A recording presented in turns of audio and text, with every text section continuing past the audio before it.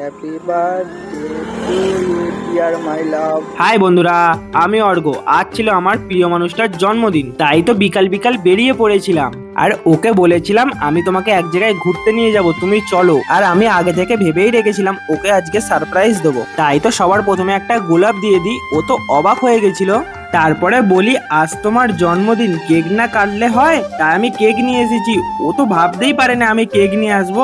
আর ওকে বলি এই কেকটা তুমি প্রথমে খাও। ও আমাকে দিচ্ছিল, আমি বললাম না তুমি আগে খাও। তারপর ও খেয়ে বলে কেকটা খুব সুন্দর। আর এখানে প্রচন্ড মশা কামড়াচ্ছিল, আর আমাকেও তারপর খাইয়ে দিল। তারপর ছিল গিফট দেওয়ার পালা। ওকে আমি একটা গিফট দিই আর ওকে বলি তুমি গিফটটা খুলে দেখো এখানেই। তো ও খুলতে খুলতে সবার প্রথমে খাবারটাই চলে আসে। আমি বললাম এটা না, এর মধ্যে যেটা গিফট থাকে সেটা খোলো।